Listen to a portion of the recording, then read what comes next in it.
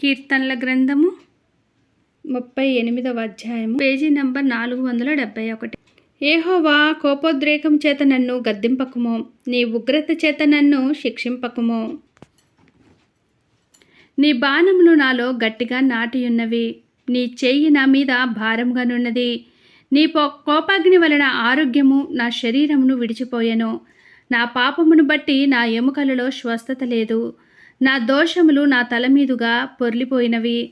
నేను మోయలేని బరువు వలె అవి నా మీద మోపబడి ఉన్నవి. నా మూర్ఖత వలన కలిగిన నా గాయములు దుర్వాసన గలవై స్రవించుచున్నవి. నేను శ్రమ చేత మిక్కిలి కృంగియున్నాను. దినమెల్లా దుఃఖాక్రాంతుడనై సంచరించుచున్నాను. నా నడుము తాపముతో నిండియున్నది. నా శరీరంలో ఆరోగ్యము లేదు. నేను సొమ్మసిల్లి బహుగా నలిగియున్నాను. నా మనోవేదనను బట్టి కేకలు వేచున్నాను. ప్రభువా, నా అభిలాష అంతయు నీకే కనబడుచున్నది. నా నిట్టూర్పులు నీకు దాచబడి ఉండలేదు. నా గుండె కొట్టుకొనుచున్నది. నా బలము నన్ను విడిచిపోయెను. నా కనుదృష్టియు తప్పిపోయెను. నా స్నేహితులను, నా చెలికాండ్రును నా తెగులు చూచి ఎడముగా నిలుచుచున్నారు. నా బంధువులు దూరముగా నిలుచుచున్నారు. నా ప్రాణము తీజూచువారు ఉరులు వడ్డుచున్నారు. నాకు కీడు చేయజూచువారు హానికరమైన మాటలు పలుకుచు దినమెల్లా కపటోపాయములు పన్నుచున్నారు.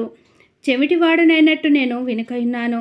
మూగవాడనైనట్టు నేను నోరు తెరచుట మానితిని.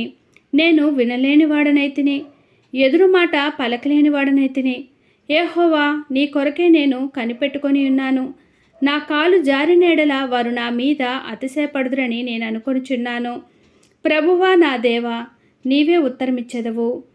నన్ను బట్టి వారు సంతోషించకపోదురుగాక. నేను పడబోవునట్లున్నాను. నా మనోదుఃఖము నన్నెన్నడూను విడవదు. నా దోషమును నేను ఒప్పుకొనుచున్నాను. నా పాపమును గూర్చి విచారపడుచున్నాను. నా శత్రువులు చురుకైన వారును బలవంతులనై ఉన్నారు. నిర్హేతుకముగా నన్ను ద్వేషించువారు అనేకులు. మేలునకు ప్రతిగా వారు కీడు చేయుచున్నారు. నేను ఉత్తమమైన దాన్ని అనుసరించుచున్నందుకు వారు నాకు శత్రువులైరి.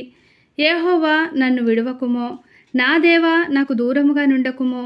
రక్షణకర్తమైన నా ప్రభువా, నా సహాయమునకు త్వరగా రమ్మో. దేవుడి చిన్ని వాక్యమును దీవించునుగాక. కీర్తనల గ్రంథంలో నుండి ప్రతిరోజు మధ్యాహ్న సమయంలో ఒక అధ్యాయము యూట్యూబ్లో అప్లోడ్ చేయడం జరుగుతుంది. గమనించగలను కోరుకుంటున్నానండి. ఉదయము సాయంత్రం సమయంలో షార్ట్స్ రూపంలో కీర్తనల గ్రంథంలో నుండి కొన్ని వాక్యములను యూట్యూబ్లో అప్లోడ్ చేయడం జరుగుతుంది. గమనించగలరు. ప్లీజ్ మీ అందరికి నచ్చినట్లయితే ప్లీజ్ లైక్ చేయండి, షేర్ చేయండి, సబ్స్క్రైబ్ చేయండి. ఇలాంటి వాక్యాలు చదివినిపించాలనుకుంటే కింద కామెంట్ రూపంలో తెలియచేయగలరు. దేవుడు మనందరికీ తోడైండును గాక. ఆమేన్.